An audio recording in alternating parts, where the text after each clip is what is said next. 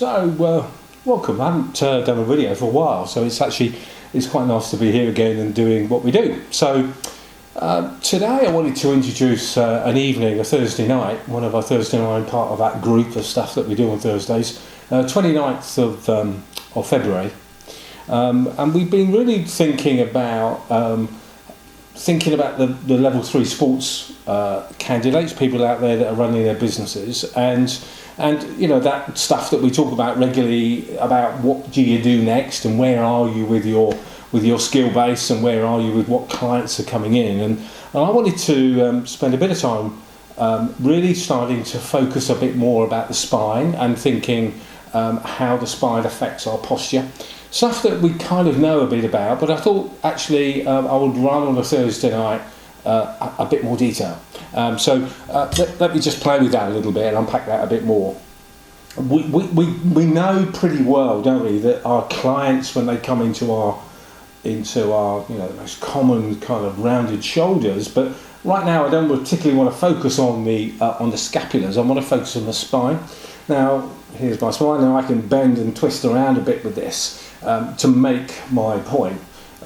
We know that our clients often lay them, you know, prone on the couch, and you can really see this curvature in their upper back and in their spine from their sort of lumbar through the thoracic region into the neck, and this kind of curvature and how these muscles, when we palpate them and work on them, they feel rigid and solid and tight. And I think it's really nice for us to maybe just unpack a little bit about what we mean by tight. Actually, there's two types.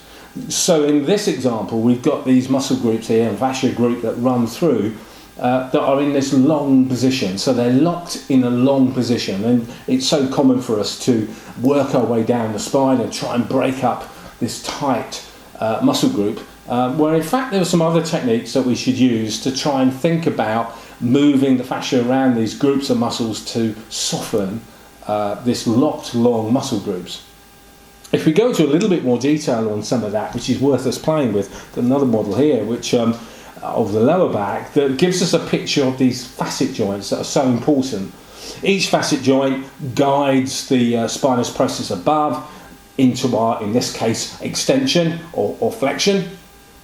The facet joints can easily get locked in a long position, or in the lower back you can get locked into this short position too, and the small muscle groups that run from one transverse process to the lower spinous process and one transverse process to the lower transverse process, becoming this locked long or locked short muscle groups, which is really interesting for us to unpack and work on.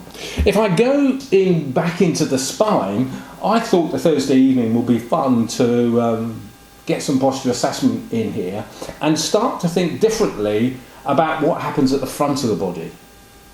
When we've got this person who's rounded and this front line here, abdominal group, diaphragm, do we do much work on the diaphragm? Should we be thinking differently about helping people breathe?